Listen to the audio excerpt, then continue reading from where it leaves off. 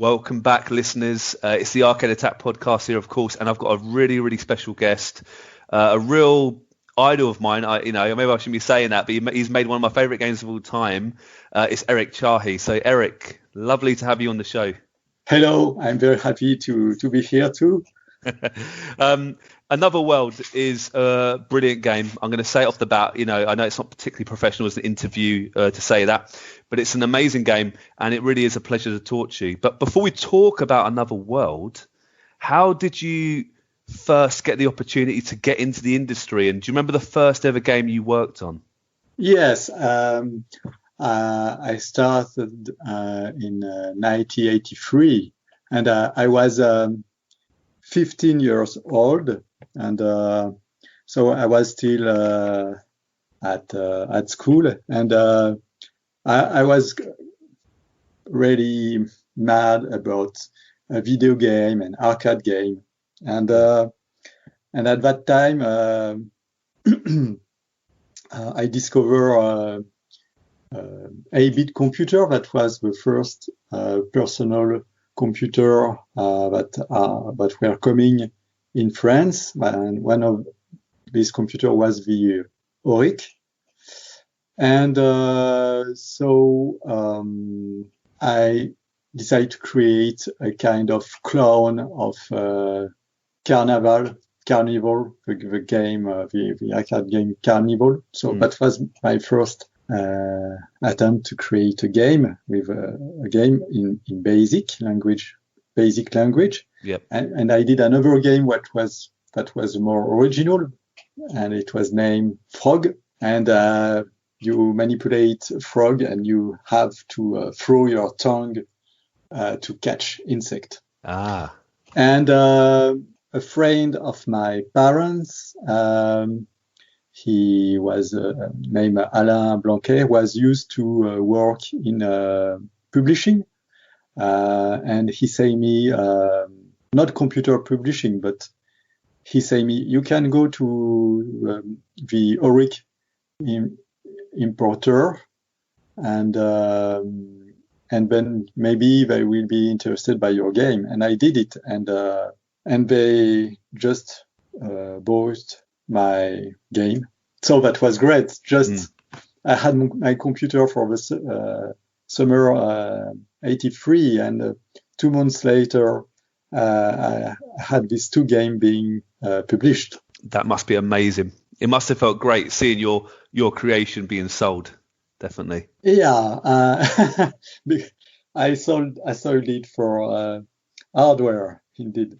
So you invested it to buy new computers, yeah, is that right? They say me, do you want money or do you want some hardware? We have a printer, we have a gamepad. So I say, yeah, a gamepad and printer, it would be nice. So. Oh, brilliant. That's a good decision. Were you always looking to get into that industry? Was it always something you wanted to work in, or was there other jobs that you considered? There is some other job I was interested by. For example, it was illustration. Yeah. At the time, I wanted to be an illustrator, a book illustrator, fantasy illustrator. That was at the maybe 2 years before I wanted to create Another World. That was with the same era of Future War, so around 1987, 88, 89. And so I did some painting, and I developed my skill in graphics. But it's true that the game has always been the main line of creation. No, good stuff. I'd love to know now, kind of looking on to Another World, but how did you first get the opportunity to work at Delphine Software? Was that the next big step for you? Yes. Delphine Software was a very special company in the French ecosystem of gaming creation, because Delphine Software was not a computer game company at first. At first, it is a record company, and it was a big record company because they published record like Richard Klederman. Well, it's just a broad audience of this kind of music. Yeah. And Paul de Senneville, who was the president of this record company, decided with some other people to try a new market, and they worked with Paul Cuisset for their first game, which was Bio Challenge, but they know nothing about gaming, so they give a full trust to Paul, and it started to work. And then during this time, I was working in a company named Ship, and it's at that time that I improved my skill, my graphic and animation skill. And then after 1 year of work at Ship, I decided to change of work, and there was this opportunity to work with Delphine, because Paul was looking for a graphic artist and an animator for his new game that was Future Wars. Yes. And so I go to Delphine and show my book. And first, I got a refusal because my book was not good enough. And so during 2 weeks, I worked like a crazy to create a new picture, because the picture I show was the one that I made at Ship. Yep. And it was mainly scanned and retouched scanned photo. Yep. And then I adapt the photos, and so that was not very how to say, well, that was not good. That's it. Yes. And so when I bring some these demos, Paul say, okay, yes, that's nice. I'm convinced to work with you. And we go together on Future Wars, and that has been a very important game for Delphine, for Paul, and me, because this game goes outside France, and it goes in Europe, but also in United States, and it bring money to us. And so Delphine could hire some people, and they create their lineup of point-and-click adventure game. Yes. With Paul, and on my side, I had enough money to work on a new game, which is Another World. Yeah, that small game. Yeah. I'd love to know, actually, Eric, because Another World was your game completely from start to finish. You've obviously built up a big reputation, but were you given like completely free reign to take as long as you want, work on it at home, or was it like a side project, or was it actually sort of funded by Delphine? It was funded indirectly by Delphine. It was the money that I got from Future Wars, so I have no. It was my money, so I did it on my totally independently during almost 2 years. So I had contact with Delphine, but I didn't have an agreement at the beginning of the creation of a game. Yes, I wanted to be absolutely free to do this, and indeed, because it was exactly the same logic as the previous game have been created.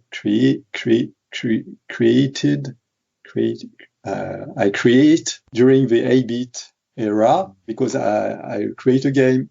I go to different publisher and we signed a deal, but this was only when the game was done. Yes, and I keep this same approach for Another World. So yes, Another World is, again, like I mentioned earlier, it just seemed to jump out when I played it. It just seemed different at the time. I remember playing it on my Amiga 600, and it was just so amazing. I'd love to know what sort of inspired you and went through your head when you came up with these amazing settings and aliens and Leicester and the whole kind of game. Was it all planned out at the start, or was it all a bit sort of, sort of evolving over the sort of 2 years? It really evolved Yes. during these 2 years. Indeed, it gets more precise during the game development. Yes. At the beginning, there was this idea of using polygons to create graphics. And from this idea, I have to decide the thematic. Yeah. And I love science fiction. And finally, I never created my own science fiction game. Yes. And I said, I must do something around that thematic. So I imagine at the beginning of a game with the scientist launching an experiment and going in another world. And and I create all the technology and the tool to create the animation system and the logic to create the introduction of a game. And once the introduction was done, I say, well, now where should we end up? I love it. And say, okay, let's say something really alien, something really different, and already surprising. So why not do it underwater? You just appear underwater. And that was the start of the first level. And I did the first level. And at the end of the first level, I say, okay, well, the Leicester is being tracked. He was in jail, wasn't he? Yeah. No, just before, when the creature was running behind Leicester. Yes. I say, okay, I must find something to save this guy.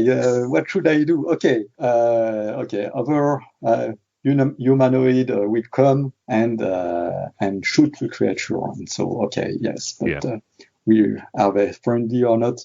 And it's like an improvisation. I imagine all the game like this, building each thing piece after piece. And so that's how the game has been created. Amazing. I have to. The Beast is great, by the way. I think that's amazing. It scared me. I didn't know what to do. It kept getting me. I think it was absolutely incredible. Was there a point, Eric, where, because I read, I think, and correct me if I'm wrong, but I read that this game was, there was at one point it was very kind of enclosed, and you were sort of stuck in the house.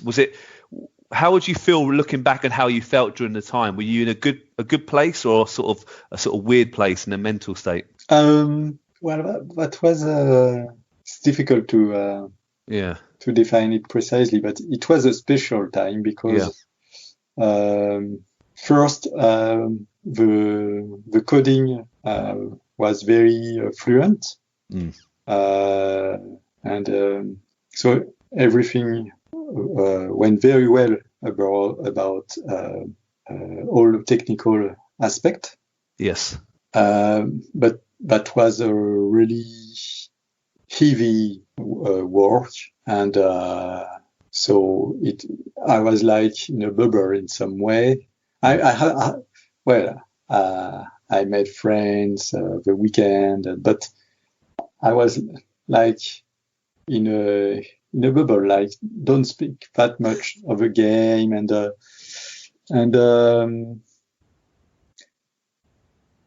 it takes much longer time that I expected at the beginning. Yes. So at a point I was not sure of how long it would take. So that was a bit scary, and it's often like that, game development sometimes. Yeah.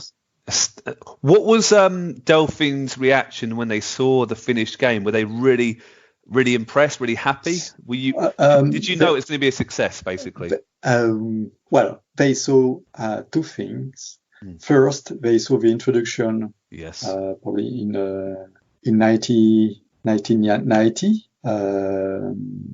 and so they were impressed. And then I continue the development, and when it was almost done, I signed the deal, but there is no clue of how it would be successful. We know it was different, so it means that it can catch some player differently. I mean, if it plays to people, there is no real concurrent around. So it's like a bet. Yes, but it has been a surprise to get so much response, and especially from other publishers like Interplay that already wanted to sign the deal as soon as possible. Good. And so yes, it has been very special, the release of a game, because I was absolutely exhausted. I bet you were. and once it has been released on Amiga, I had to work on the console version straight away. So that was the whole development has been like a marathon. Yes. And it's not a sprint; it's really a marathon. I have to ask, actually, Eric, because this game is you. It's all you. You made everything. Do you think another world could have been made, maybe at the same sort of time, if it had a huge team involved, or do you think it would have changed beyond recognition? You mean, does the game would have been different? Yes. If you had, Yes, sure. Probably not the same game because of the creation process. The improvisation process needs, because every stage is built on the top of the other. Of course, with a team, it would have been different. Yeah. And there is some part of a game that emerged because of my personal mind state of loneliness, of the friend in the game, the alien friend, is here probably because I had the desire to have a friend in the game development, but yes. So with this guy, really, I mean, I'm speaking of Lester, which it's a bit like a mirror of me in front of my computer, being alone, and so it comes progressively. So with a team, it probably would have been very different. Probably the same techniques with Polygon, but the story and the universe would have been an overall an alternate reality.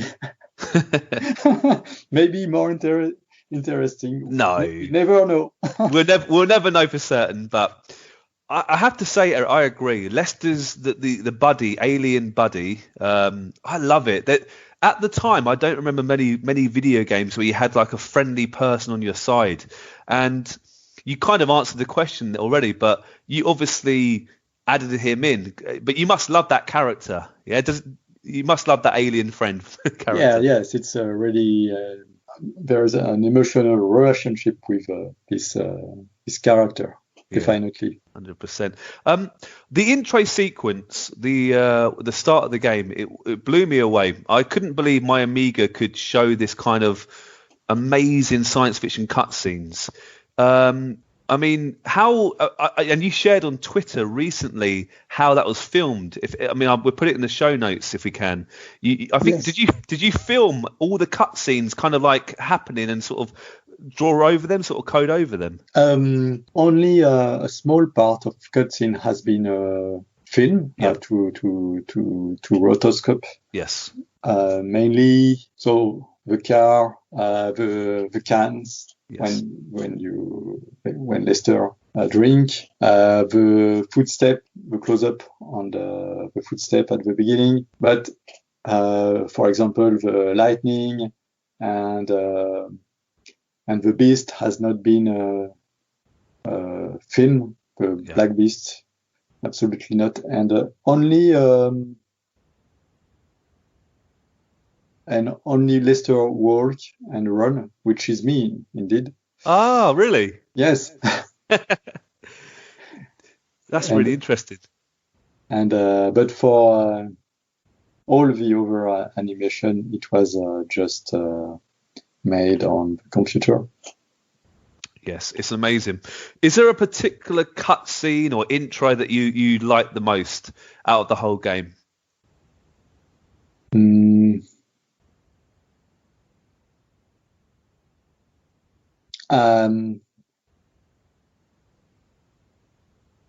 I like a lot the Black Beast. Yes. When the cut with the Black Beast, when it's really a short cut, but it's really like a punctuation. It's just you. I like it because not only by the sequence itself, but where it is placed in the gameplay. Yes. So you have a game, you are in a gameplay, and suddenly you have this, and then you immediately go back to a gameplay. So it's not a cinematic like of several minutes, and you know that it's over. You can just watch. No, it's really a part in the continuity of the gameplay, and in the same way when you Lester take the gun Yes. in the jail, it's just a small cut that is part which is in the flow of the gameplay. And the other sequence that I like a lot, it is in the introduction, the lightning, the animation of the lightning in the cyclotron, and Yes. I like the pacing of this lightning going into the lab. So, mate, I have to again, Eric. When you pick up that gun for the first time, which I think is in the second level, you can shoot, you can make a shield, or you can do like a power rocket laser.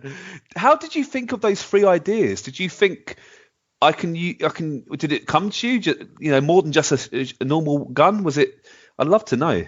Okay, so the gun, the laser gun, is a direct influence of Star Wars. But the shield, at the beginning, I wanted the player to be able to hide and from over enemies. Yes. But hide in the back of the scene, just go behind a pillar or something like this. But it's a 2D game, so it would demand a lot of effort and special case. Yeah. So I was thinking, but why not create our own protection? So I say, okay, why not use the gun and have another mod in the gun? And that's how I got the idea of the shield. Yeah. And then once the shield was done, so why not make it? It would be interesting to destroy the shield of over guard. Yeah. And that's it. And the Mega Blast is an influence from Dragon Ball. Oh, really? Yes, the Kamehameha is. It is. I was watching this animation on TV at the time, and I really love it. And so I wanted to put this Kamehameha in the gun. It's brilliant. There's nothing better when you shoot your enemy with that giant laser and you see their bones disintegrate. It's amazing. Was there any sort of gameplay elements or ideas, level ideas, or new weapons or vehicles or whatever that you thought about for Another World but never quite made it into the final game?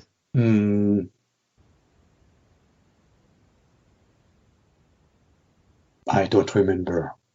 It was. Sorry. That's all right. It was a while ago. I have to ask, Eric, how would you reflect on Another World? How do you reflect looking back on that game and how it's still today so well respected and talked about? You mean I'm not sure I understood precisely.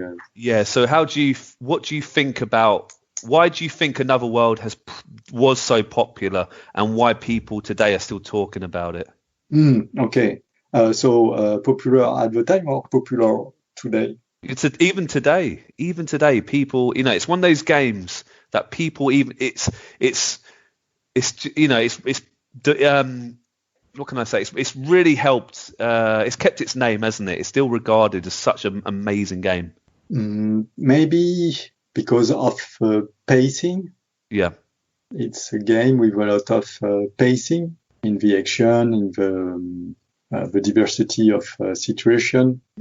You have a moment of acceleration, and so this is something that make it special. And yes. It resonates. Yeah. And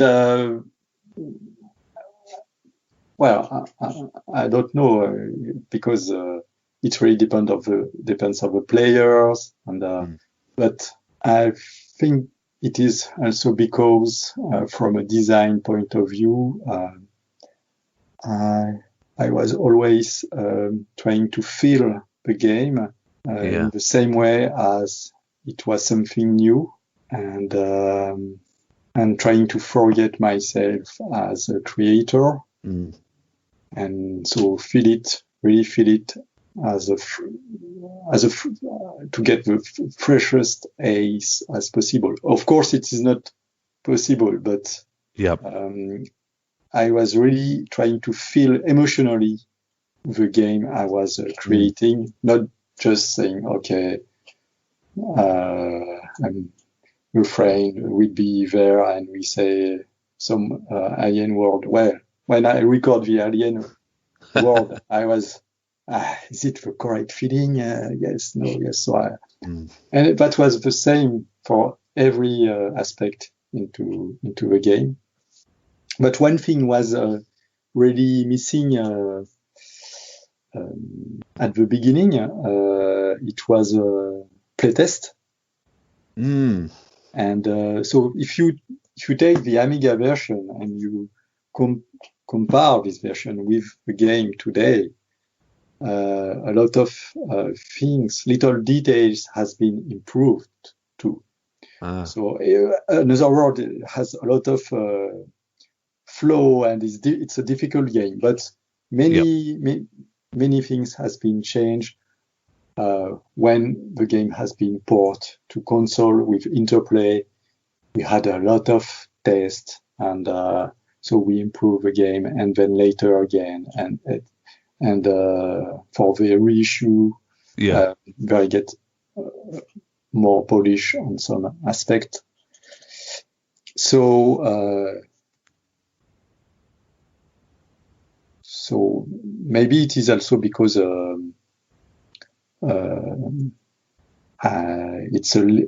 has been this game has been alive. Yes. For me, it's not a game. I have some game that are okay. I did this game in 87, but yes, it's a game for the weekend. Okay, but this game was still living. Yes. Maybe.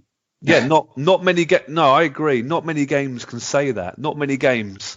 There's people want to come back and new versions and new ports. I've got it on the Jaguar, Eric. I've completed it. Oh yes, you got one of the few. Yeah, I'm very lucky. Yeah, it's a beautiful port, by the way. I love it. Yes, the developers did a crazy work. I don't know how they did this on this amazing computer, amazing console.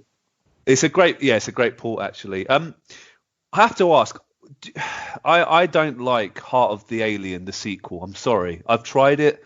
I don't know if you've played it, the Mega CD game. Okay, we are two at least. Are you not a fan? What happened? Were you not given any sort of control over this? I had, but not. I can tell. I did some.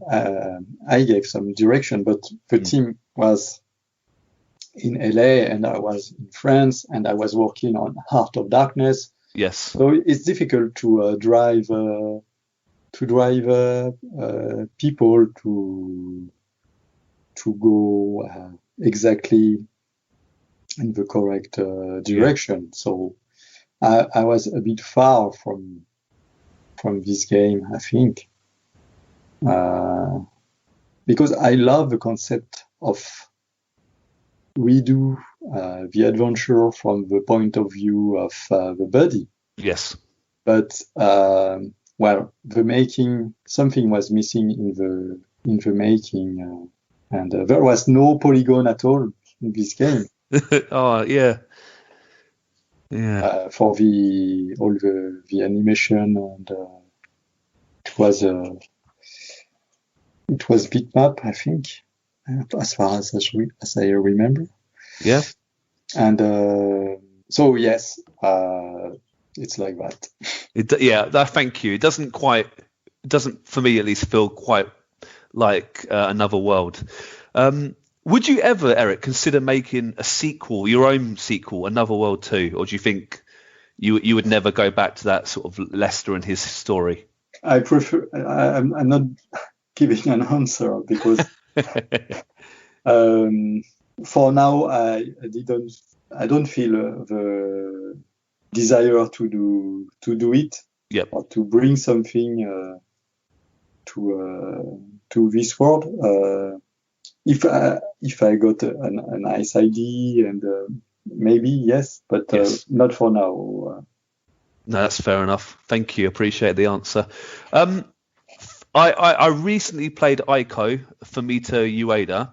Yes. And he's very talented. And many big game developers, including Fumito, of course, they've said in different interviews that your work on Another World and other games has helped inspire them. How does that feel? That so many other famous people, developers are inspired by your work. Yeah, that's crazy because I would never imagine this. When I create the game, but it would have such influence, and it's very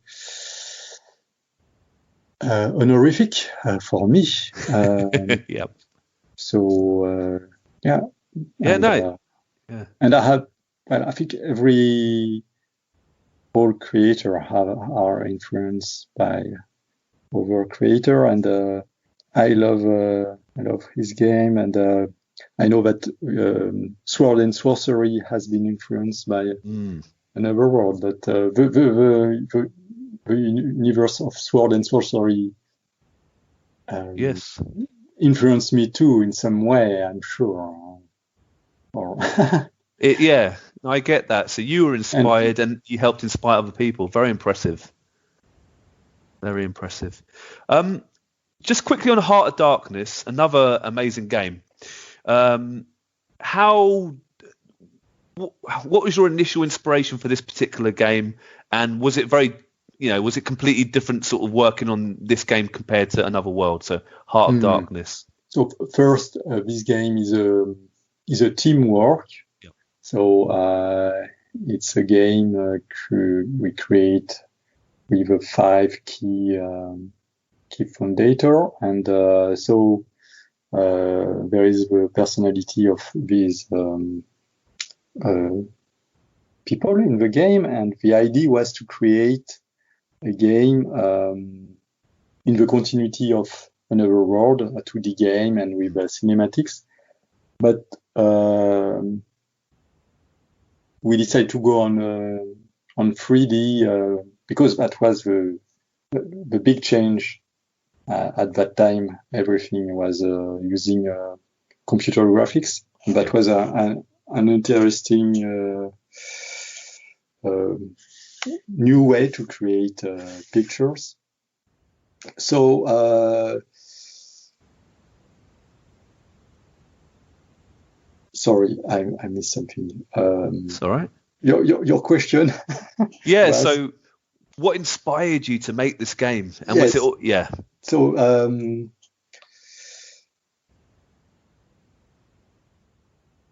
the idea was to create a game more on the Disney side. Like there was a movie named Rescue World Down Under. Yes. That has a really great animation, and I think this. So that was an influence, and all the kind of Spielberg movie, and but right. Well, that's and after sorry. That's all right. That's Eric, that's a good answer. Yeah. I'm drinking some water. That's all right. So we wanted to put the level higher on the cinematic aspect. That was an important point, and doing a kind of computer graphics with natural stuff. And at that time, it was mainly science fiction, really called computer graphics, which was the easy way to do computer graphics at the time, because we have really few polygons, few memory, and so we go absolutely on the other side by doing natural world with forest, and so that was a crazy project. And but in the end, it is a part of its uniqueness. Yeah. So, and it takes a lot of time to create. So much time. It's a great game. Is it true that it almost was never completed? I think Virgin dropped their funding, and was it close to not being made in the end, or was it always going to be made? The game at a point was almost dead. Yeah. And Virgin was supporting us since almost 4 years. Yeah.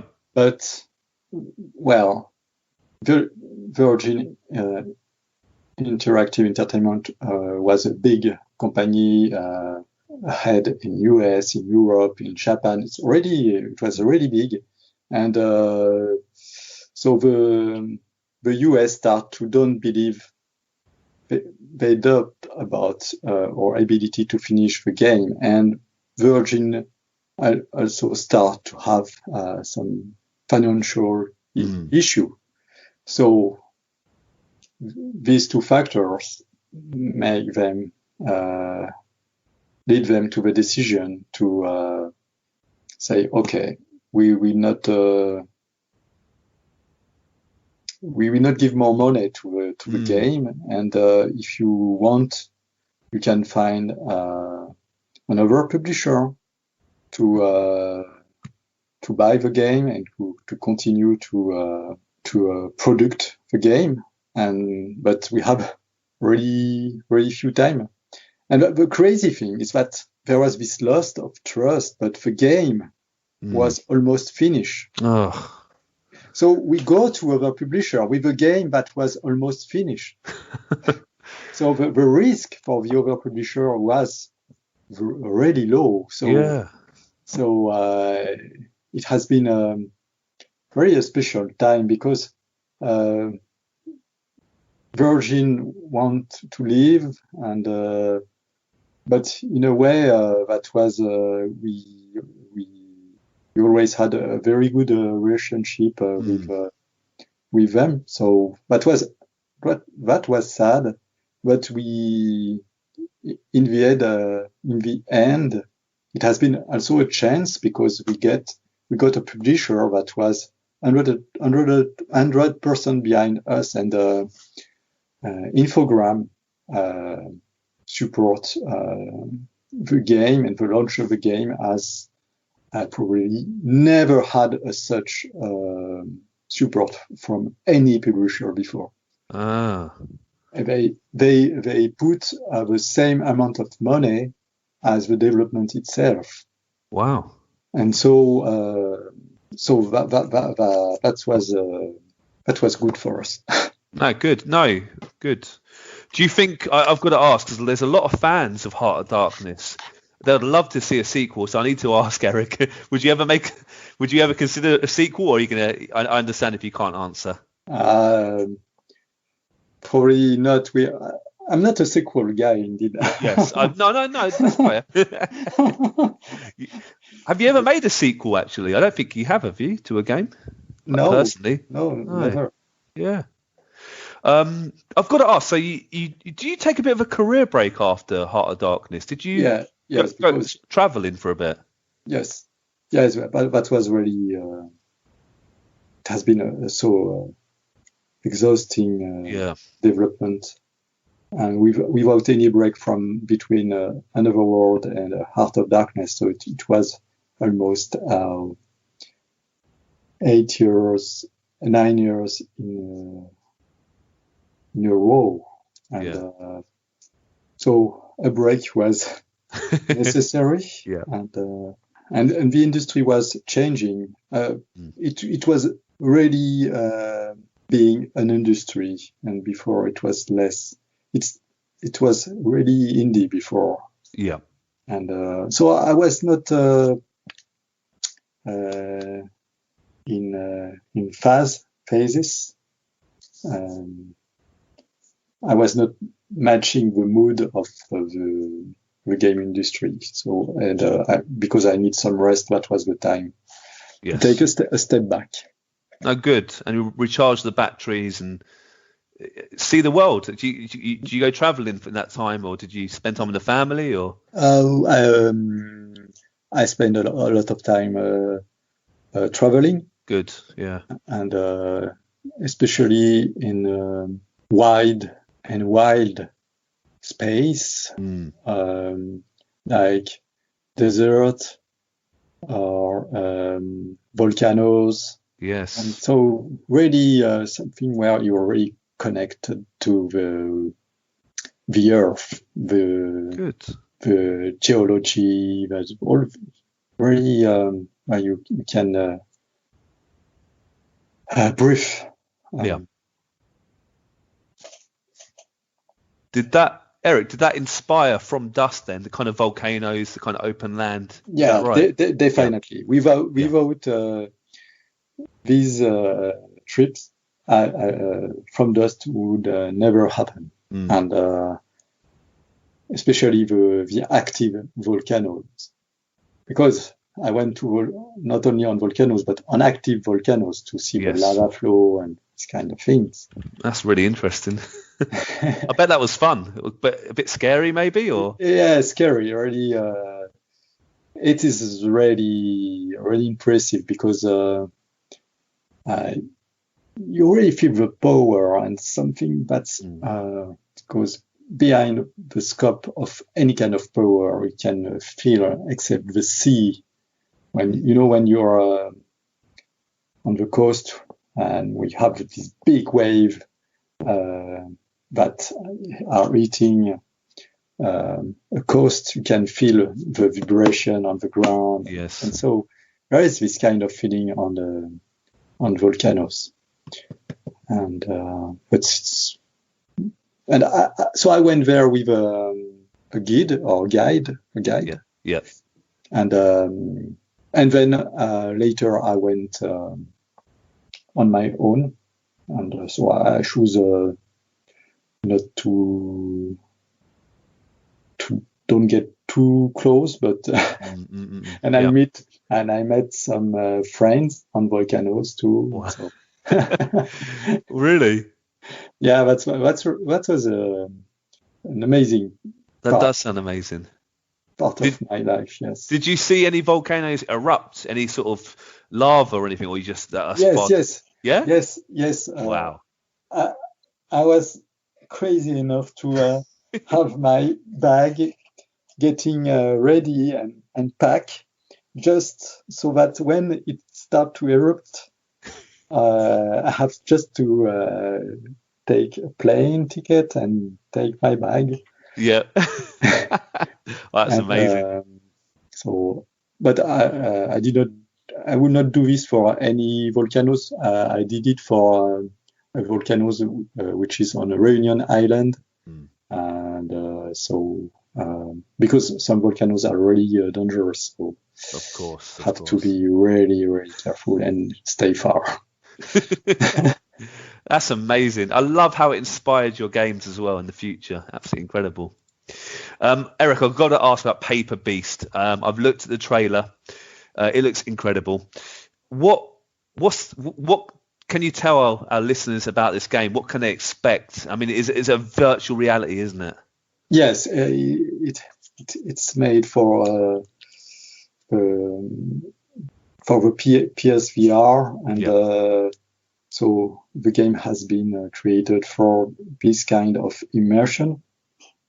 And there is the same kind of philosophy of development, like behind Another World, where it's more like an improvisation process to create a game and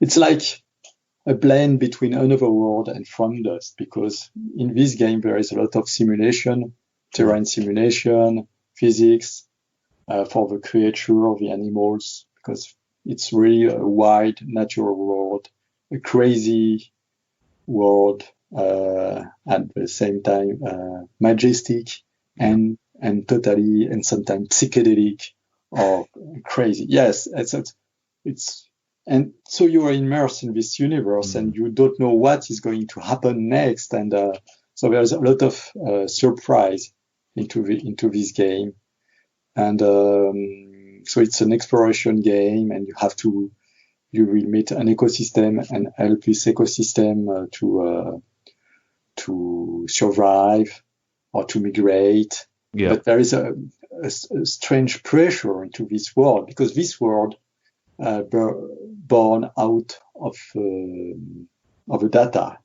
in the internet. It's an artificial world that's emerged. It's a wildlife that emerged and that is known from no one inside or internet data.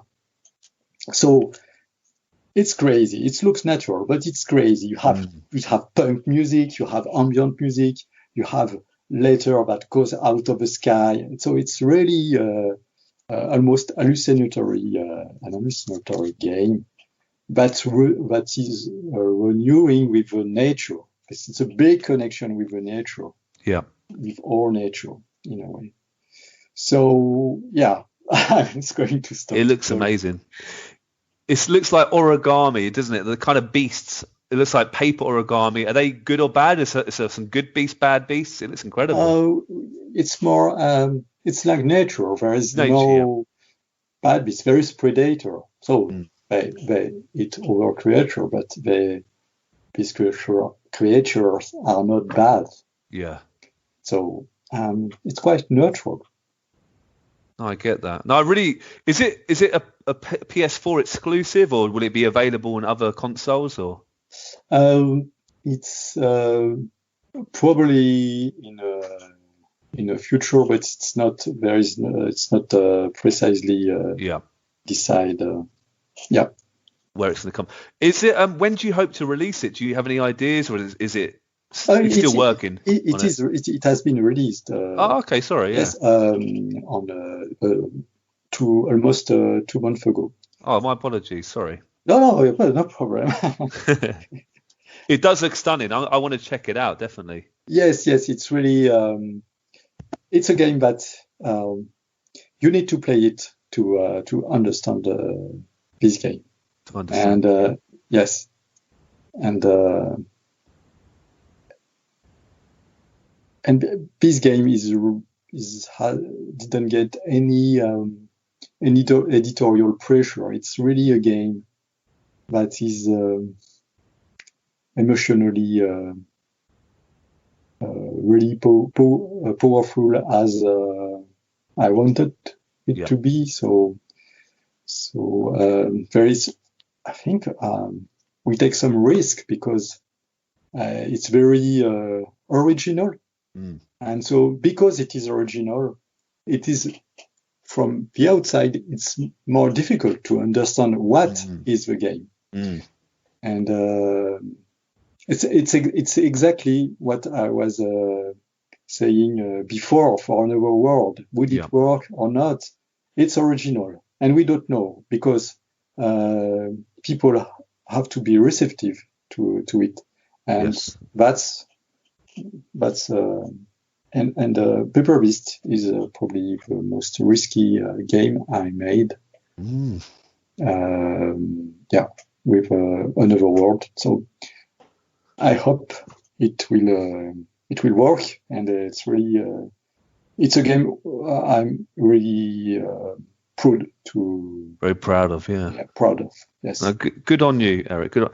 Is there any other games you're working on, or is it all very quiet? I suppose you can't really tell us. Not for now, because we just finished Paper Beast. So yeah, of course. Good. Eric, look, appreciate your answers. So interesting. This is a tough question, actually. If you were transported into any of your video games and you could live there for one day, which game would you choose and why? Would you want to be in another Lester's shoes in another world, for example? Well, we die a lot in Another World, so I'm not sure I wanted to be there. I would say probably Paper Beast. Paper Beast, yeah. Yeah, because it's so surreal and yeah. No, good answer. Yeah. Is there any video games you ever started working on but you never completed? I mean, I hate to sound rude, Eric. You've worked on some real classics, but only a few, haven't you? It's not like you churn out games every year. You've worked very carefully to make the best you can, I guess. But was there any games you started work on but you sort of cancelled soon after? Yes, not recently, but a long time ago. That was probably in 86, probably 86. So I wanted to create a game, I mean, the concept was you have an